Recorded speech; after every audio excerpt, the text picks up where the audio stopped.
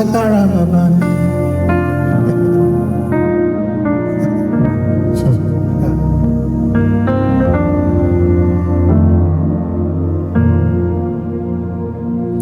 Olorun tó dá òkè, òkè tó ju òkè lọ. Ẹ̀yin ni mo fi ọpẹ́ mi fún. Ọba tó wà nígbà táyé tó wà, tó sì máa wà nígbà táyé ò ní sí mọ́. Ẹ̀yin ni mo fi ọpẹ́ mi fún.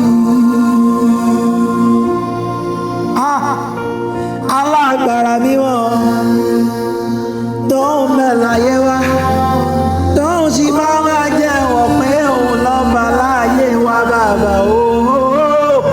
Ẹ̀yin ni mo fi ọpẹ́ mi fún.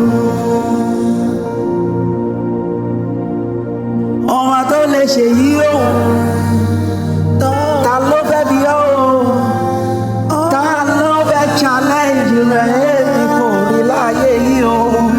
Ṣé bẹ́ẹ̀ ni ẹ̀yin ni mo fi ọpẹ́ mi fún. Adábírà nínú ìrà, ọba tó lè ṣe, ọba tó ń léwí, alágbára kan ṣoṣo. Ṣé bẹ́yìn ni o, ṣé bẹ́yìn ni o, lèmi fi ọpẹ́ mi fún.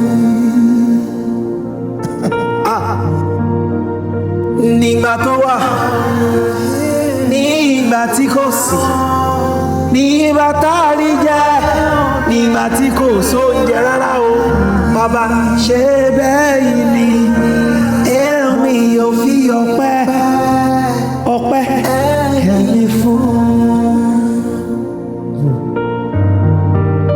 Nígbà tó dùn mọ́ mi nínú o, nígbà tí kò dùn mọ́ mi nínú o,